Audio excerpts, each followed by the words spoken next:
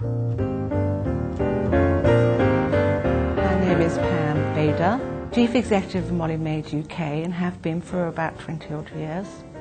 I'm also a past chairman of the British Franchise Association, and I'm also, or I was, a main board tech director, which was a government organisation, and through that and my work in training, I was awarded an OBE about 6 years ago. MAID is as a BFA would say, a pure business format franchise. In other words, you come in, it's the waiter on the business, it's all there for you, it's almost a turnkey operation, and it's a management franchise. So we're looking for people that we can either develop as managers or maybe have some managerial skills and wish to run their own business.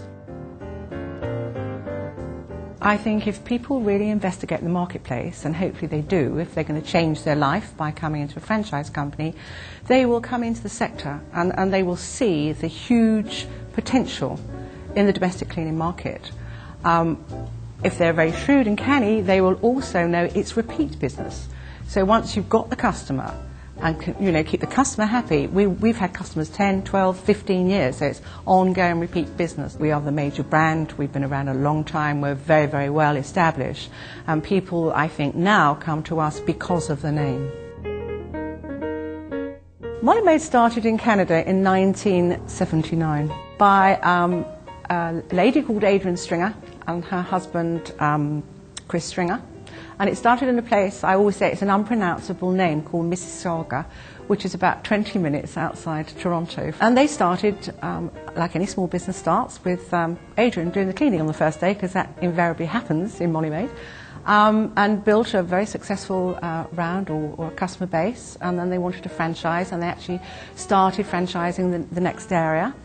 And then they really needed some financial backing. And that's when Mr. Mackenzie came along and then developed it right across Canada as a franchise. I suppose the first thing I look for, when we have somebody come to the office, is would I actually buy the service off that person? You know, they have to convince me that a customer will be comfortable buying the service. I think that's very, very important. Sales and marketing does help. But when you're running your own small business, you have to be highly skilled in many, many areas. I think selling is sometimes a natural ability. Some people have the ability to just sell. But we have people from all walks of life. From my point of view, I want to see a burning desire to be successful and run a business. They also have to have an emotional feeling for MAID, because if you're going to run your own business, you have to feel something about the business you're running. You have to really love the business.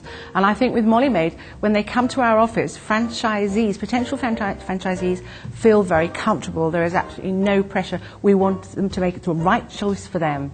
We want to go through everything with them so they're very happy with the financial commitment, the time commitment, what we expect, what they expect, so we can work together to build a successful business. And there's certain elements that must be right for that to all happen. So it's getting all things right, and then obviously the match. They must be happy and feel comfortable with us. The MAID service operates with teams of 2 uniformed maids coming to a customer's home in a fully logoed car, bringing all their equipment with them.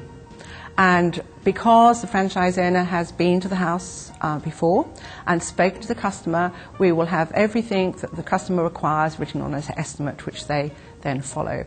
What we want to do with the customer is, I would say to you, Andrew, give me your key.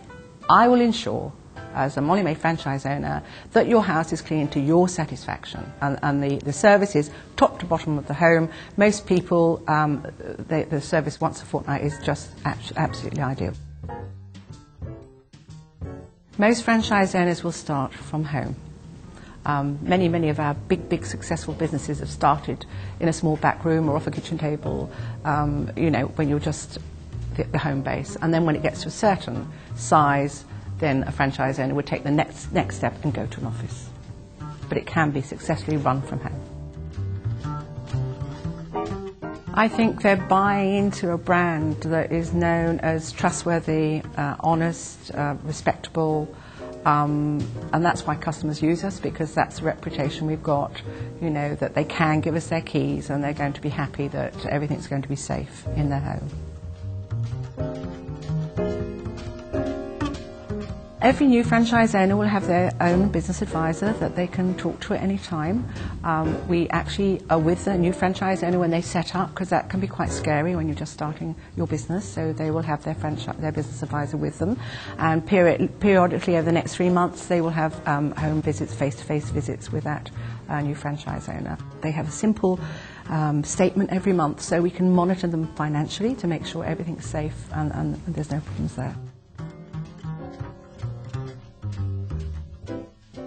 Well, normally in the first year you'll break even, like lots of new businesses. In the second year, if you have your sales targets, because both things have got to work, you can't take huge income if you haven't got your sales. So we're going to work with new franchises to ensure they get their correct sales turnover. Then there should be drawings on the bottom line. It's a minimum overall in an established business of 15%, although a lot of franchise owners get more than that if they're financially shrewd. So, and of course you're earning that income, but what you're also doing is building your business equity, because you're going to have a nice nest egg when you sell your business. When we first came into the UK, the business was very different. It was really sold as a second income to a family, with the housewife running the business and the husband going out to work. Our customers were also very different. Our customers were the sort of customers that had already had cleaning, a cleaner in of some kind. So that was the marketplace. Gradually over the years it has changed completely. It has now become a major earner for many of our families. We have many husband and wives in our network, and the customer's changed. The customer is now probably somebody that's never had a cleaner, that wouldn't even entertain putting a card in the post office saying cleaner required. These are customers that just want somebody to clean their house and would ring Molly Maid and expect that service to just go in and do the jobs. I see Molly Maid in the future as the major brand in maid service in the UK. I mean, we're very well established now and expanding all the time, and we are looking for new franchise owners, obviously, to expand our distribution across the UK. So watch this space in the next 5 or 10 years. I believe that Molly Maid is successful because we have a brilliant business system that really hasn't changed much over the years, and we have absolutely brilliant franchise owners that then in turn train brilliant staff. And it's all about people. Molly Maid is all about people, how you develop those people. So at the end of the day, we know if our maids are happy, they give exemplary customer care. You would call and ask for Andrew Parsons, because he's the gentleman that would interview you and take you through the first steps. Once you get a little bit further than that and your business is going to be established, you will be given your own business advisor to help you with the setup. So there's always somebody you can talk to. And I always say talk to franchise owners as well. Very important. You know, before you come to the second interview, you've done all that groundwork, you've done all your homework, so you're ready to take the next step. 0800 500 950. And we're waiting for your call.